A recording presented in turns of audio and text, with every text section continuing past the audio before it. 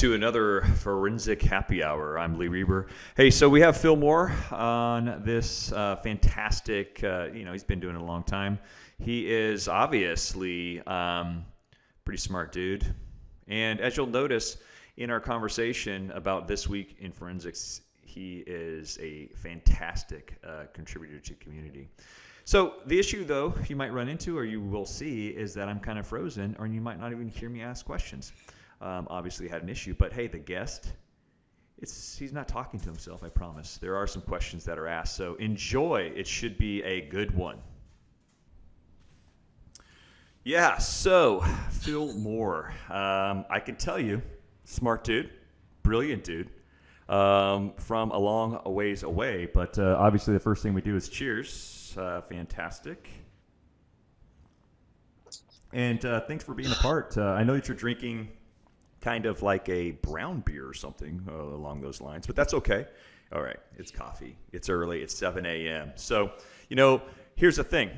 You've been around doing this a long time, so tell really, who is Phil Moore? I mean, you got to tell everyone all the great stuff that you are doing, and I'm looking forward to it as well as everyone else hearing about you. So why don't you let us know?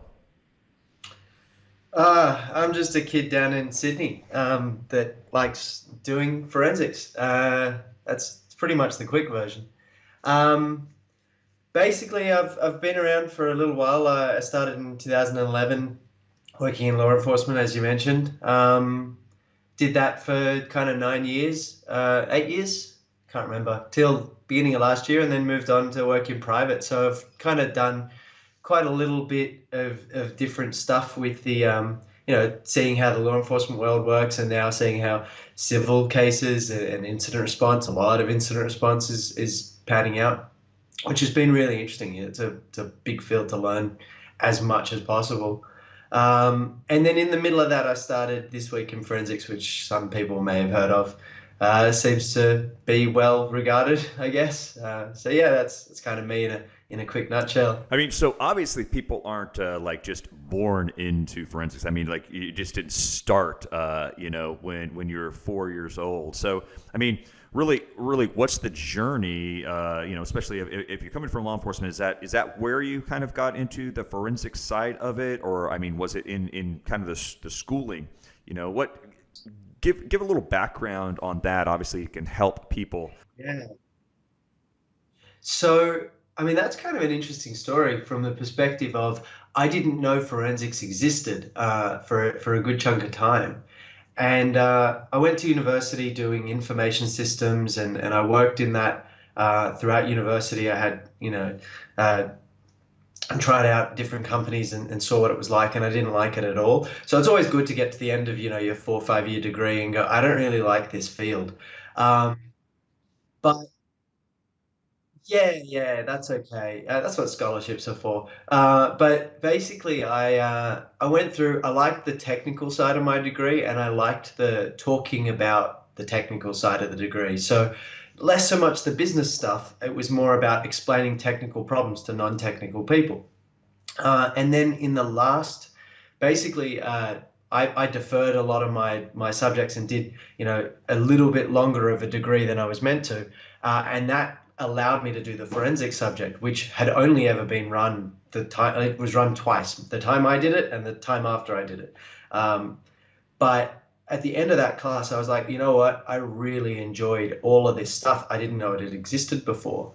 And we did a site visit at our state police agency, and one of the guys was like, we are hiring and we've got intro positions, and they assume for the intro positions you know nothing, because they come in with the mentality of they're training a police officer coming off the street that likes computers.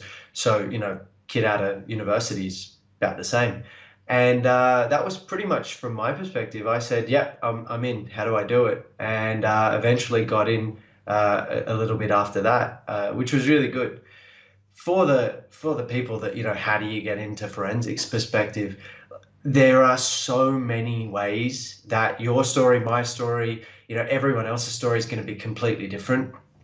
It really comes down to, finding that entry level job or showcasing just how much you really want to do it. I've got so many people that message me and say, I really want to get into forensics. And I say, here's 5 things you can do, and nothing. I never hear back from them again.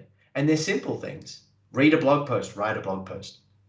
But it's there for people that really want to get in. There's always a way in.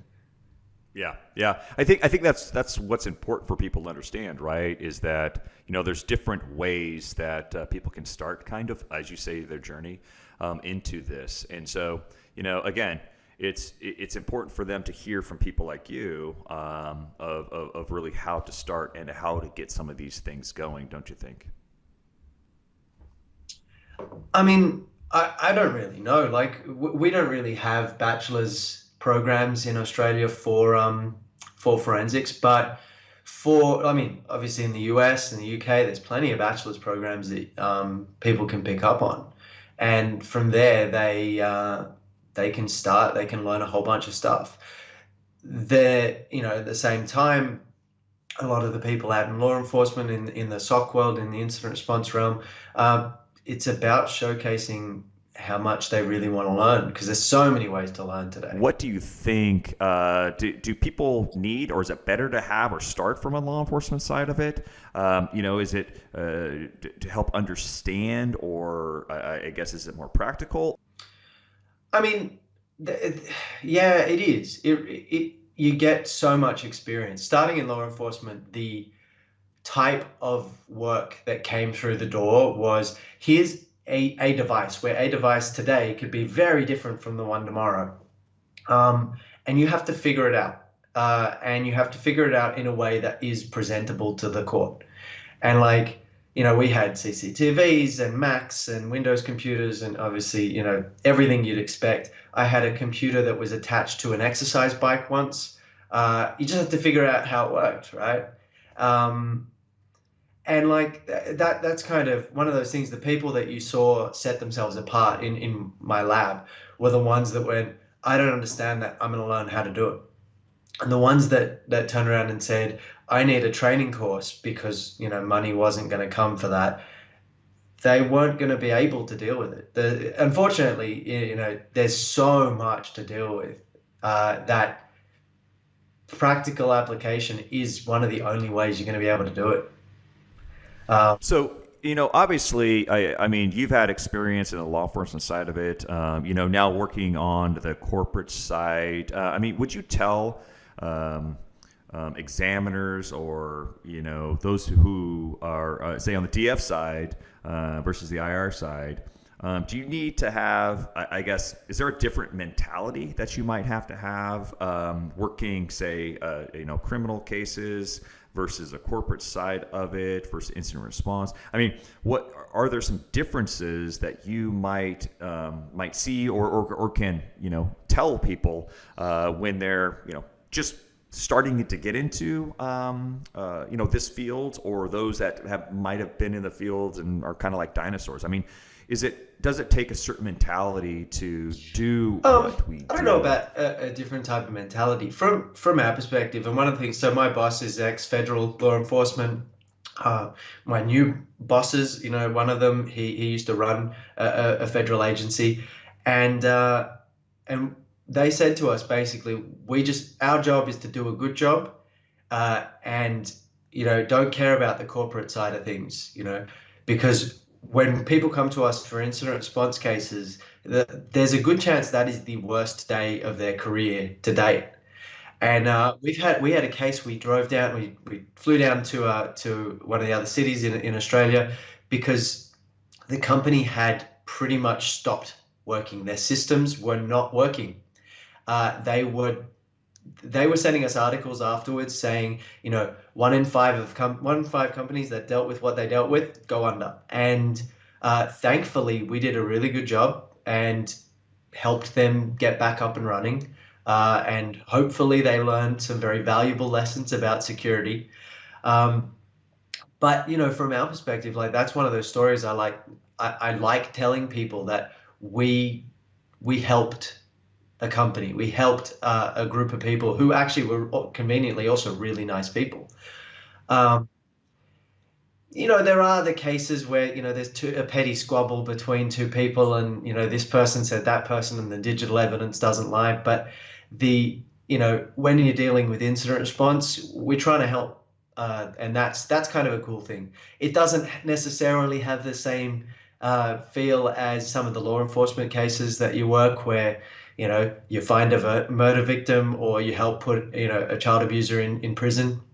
But it does have its days where you are trying to work for the right side of things. So really, kind of on your journey, coming again from the law enforcement side of it. I mean, really, you left on the law enforcement and doing so. The forensics on that side of it. I mean, really, what took you into the corporate or to the private side? Yeah, I mean, I enjoyed working in law enforcement. I enjoyed the variety of tasks available. It basically got to a stage where I was like, you know what, I want to change. I want to see what the greater information security realm is like. And my boss hit me up and said, we're interested in having a chat with you about moving on. And Nick is a SANS instructor, and the bunch of the guys that I work with and girls that I work with are very skilled at what they do. So I thought this is a great learning opportunity to just see something else, and have some fun. Basically, we have a great time. We solve some fun cases. So So I know you keep throwing out, DFIR, that type of stuff. Obviously, there's a difference between the DF and the IR, right? So is do they work together as one like the other?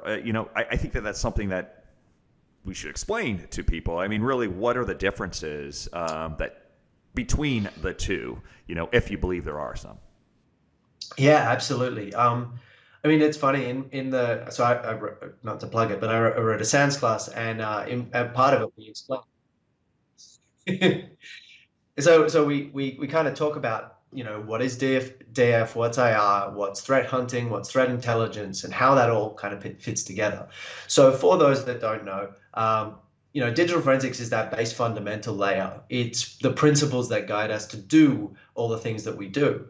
And obviously, if you work in law enforcement, the types of cases and the types of devices you're going to see are going to be very different to those that work in corporate world. And speaking to those in corporate world, they may see a sliver of digital forensics and say that is what digital forensics is, and it's just not.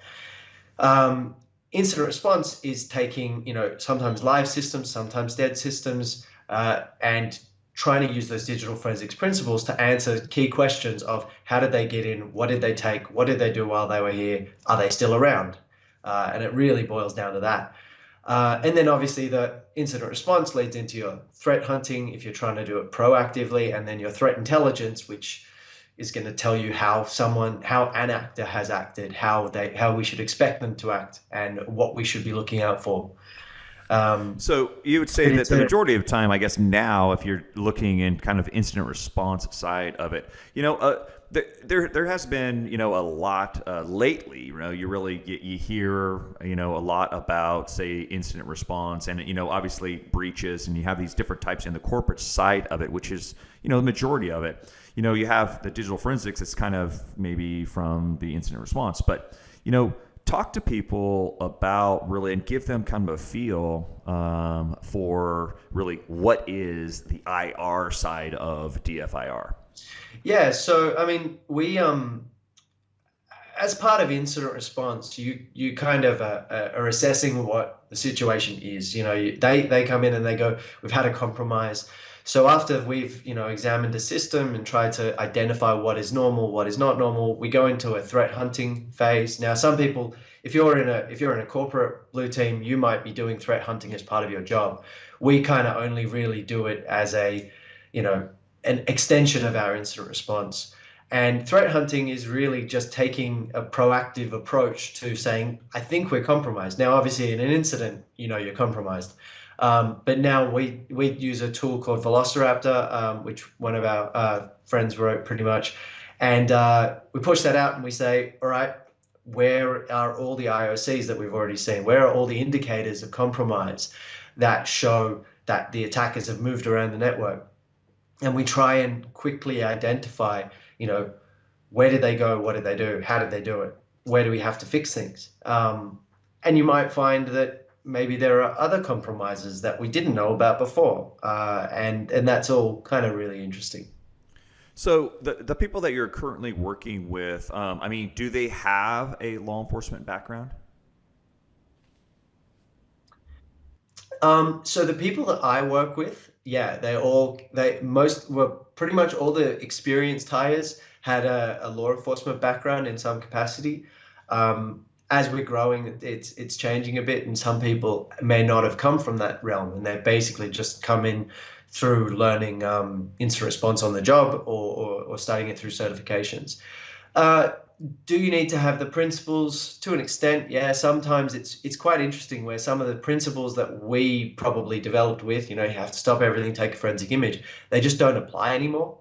And you can't expect them to apply anymore because it's a constantly moving target. We've got 10,000 machines. You just can't stop and image everything.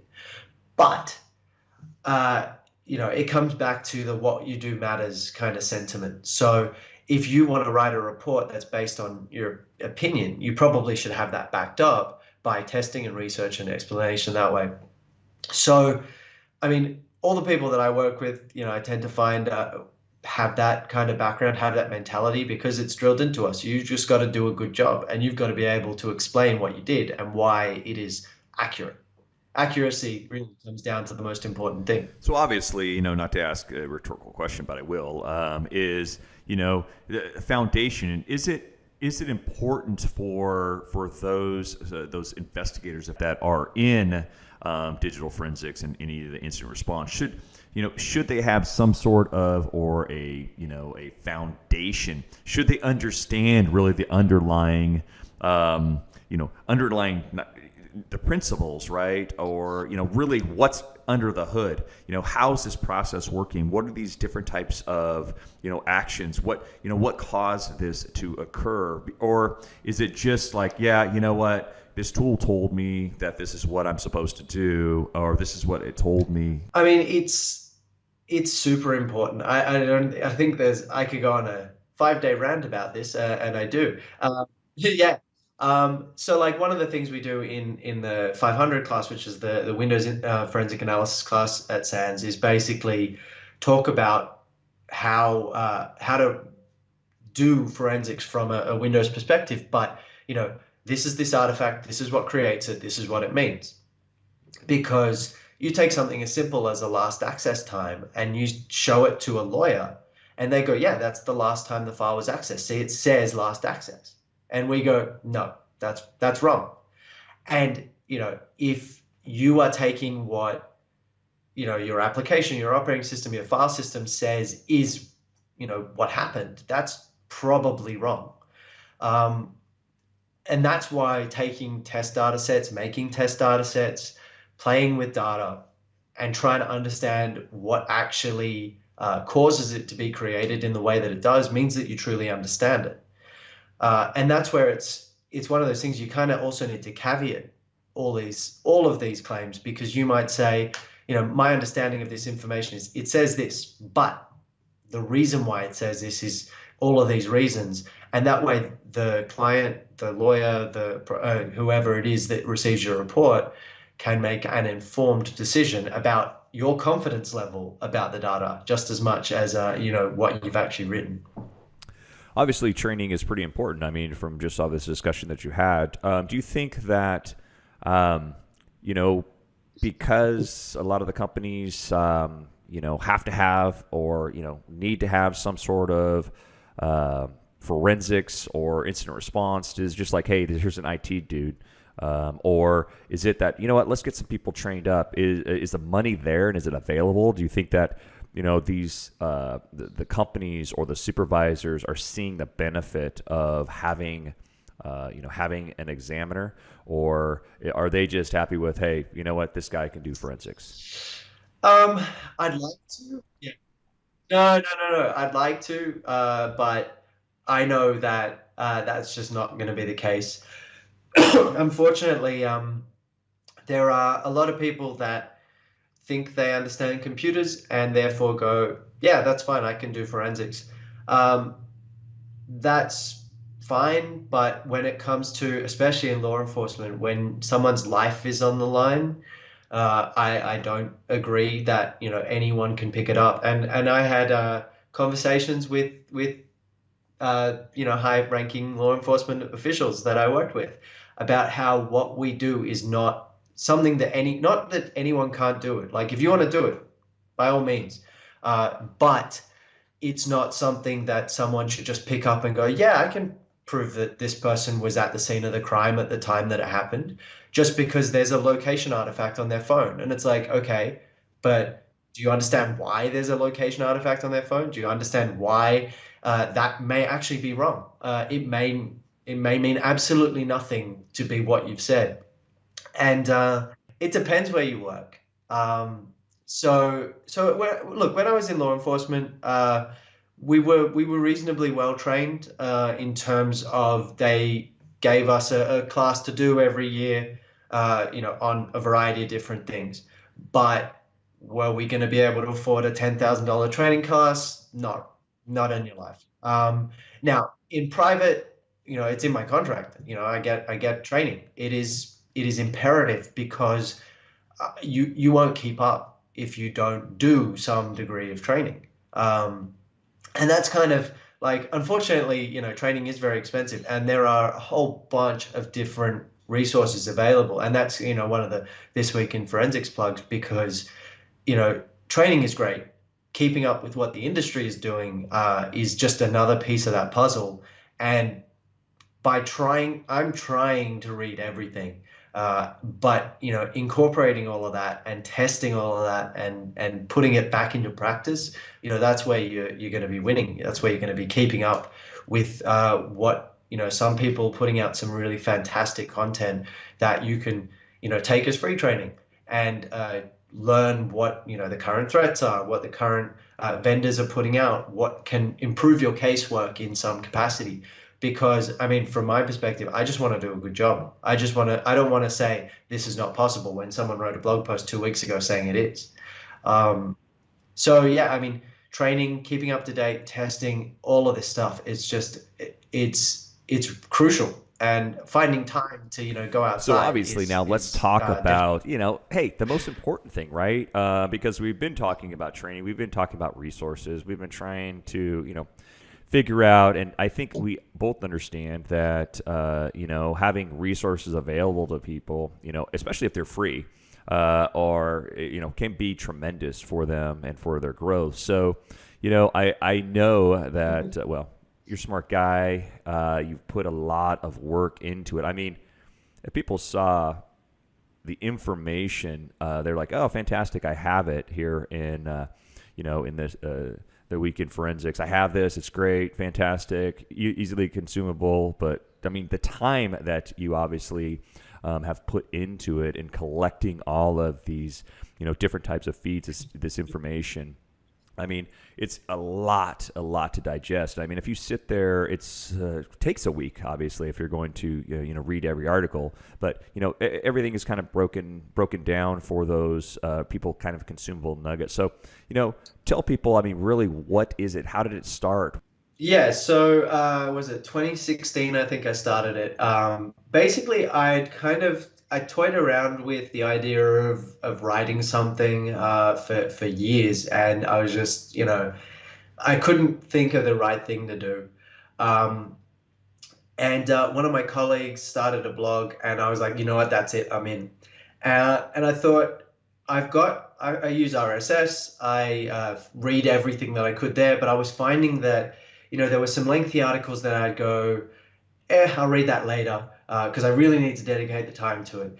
And I was finding my RSS feed would expire articles out every 30 days. And so I'd miss stuff. And I thought, you know what, the only way that I'll get this done is if I read it at the end of the week. I have to, at some point in the week, it has to be read. And that way I will be at least, at most 7 days behind, the current curve. So, if you don't go back to post number one, but, there was 12 or 13 articles. It was okay. But I thought, you know what, I'm going to write a quick summary and then split it out into a variety of topics. and that's grown and grown and grown. Uh, I'm getting about 200 odd articles a week now. COVID really killed that. So it's unpleasant sometimes where you don't have much time and you've got to kind of get through a lot of information. But I think it's a really worthwhile thing to do. Unfortunately, my time has really gotten very scarce. So I used to write, obviously, for the first few years, I wrote summaries of everything, but it's just been a little bit hard where a doubling of all the articles and then all the work that I've been doing with Sands and the class that I've authored have just well, and family, obviously family taking a huge chunk of that time, have really have cut the available time to me. I had one of my 500 instructors, colleagues, I guess, Ladrina, helping me out for a couple of years. So she's really taken a load off. Um, but basically, we cover everything from forensics to threat hunting and incident response and malware analysis, and we just try and get everyone all the information that came out in the week in a digestible format, because you might be really interested in the mobile stuff, and someone else might be really interested in the malware stuff, and those two worlds may not collide. And so splitting it out and putting it all out there means that people can find what they're looking for, hopefully faster. And then So how can people access? it's really easy. Because I rely heavily on RSS, I make sure there's an RSS feed for my blog. But otherwise, every Sunday evening my time, so we're in the future, so whenever that is, elsewhere. Every Sunday afternoon, evening, I get out my blog on thisweekinforensics.com, and then you can RSS. There's little email out to you if you subscribe on the website. It's on Twitter. Just go there. A lot of people just log in on Monday morning, and that's their first, half an hour. They catch up on what happened last week, and I mean, it's good to hear. I like that. That was why I started it. It was for me. I mean, for me, it was about keeping up with the industry, but it helps that it helps everyone else because, anything I can do to help, right? I mean, like I keep saying, there is a lot of information, that's obviously contained within, that feed. I mean, that you're collecting all the information. Yeah, how difficult is it to gather all this information? Yeah, the gathering is really easy. And I tell everyone, please add RSS to your blog. It makes it so much easier. Um, but basically, I just have my RSS reader. I throw everything into that, and everything that doesn't fit into that, I've got a document that helps me try keep up. And through a bit of magic, it all goes into a spreadsheet. It all goes into a WordPress template. But yeah, it's the reading through, the culling. We get 1,000 odd articles a week. We cut down to 200, and that's because some things are greater infosec and they're not really applicable, and some things aren't. There might be just a vendor trying to sell their whatever product. I don't want to say any specific vendors because that would be mean, but that's fine. Like you guys are trying to sell a product, and that's fine. But for the most part, I try to keep it more towards the immediately applicable information. And yeah, I mean, it doesn't if I was writing all of the stuff up, it's a full day's work easily. And maybe I could probably cut that down if I turned off Twitter, but where's the fun in that? I mean, that is a full day's work. So What would you say, if you're doing an investigation? I mean, what is it something that you would advise those people that are watching it, or investigators, those people brand new, those people that have been doing it for 100 years? I mean, what is something as part of your investigation, an artifact that you always, it's kind of a go-to that you're going to be looking for in the initial stages of your investigation? Ah, yeah, I mean, that's a funny question because there's just never a go-to, artifact. Um, and this is one of the things we talk about in 308 is identifying the everything that you need to know about, what investigation you're doing, so that you can articulate what steps, in your plan you need to follow. So if you're doing an incident, a lot of the stuff that you might really focus on in a child abuse case may differ completely. Um, to try and answer the question is really like understanding what is normal on the system, how a user uses their system, what it should look like. So doing that kind of system profiling up front really saves you a lot of time and effort. And then from there, you flow on into your user artifacts and your file access and knowledge and your program execution. And then it just depends on, if you're doing an incident, I'm going to that program execution straight away, because you've got to see, was Mimikatz on that system? Yeah, probably. And then that really defines how you're gonna move on into the next thing. So, I mean, fantastic information. I mean, I do appreciate it. There is some great stuff. And you know what? Obviously, when the beer is gone, it's kind of time to move on. So, I do, again, all the stuff that you have put together, in and gathering all the information, all this great forensic information is, I mean, for the community has been fantastic. And I know that people benefit from that. I know, obviously, it's a Yeah. different time zone, but, had a great time. I know it's 7 a.m. there, but as we always go and say here is kind of cheers. I do appreciate the time that you spent on here. And, you got to keep the house quiet, I'm sure, because Mm. of people that are running around, right? So want to make sure that we keep it quiet on that. Again, thank you so much for being a part of Yeah. the Forensic Happy Hour. It was outstanding. Okay, again, fantastic interview. I do appreciate Phil's time. Obviously, hey, he's not talking to himself. He brought some great information, I think, to everyone. So I hope you all enjoyed this Forensic Happy Hour. Again, hey, I do digital forensics. I am not a video guy at all. But hey, at least I filled this in for you guys.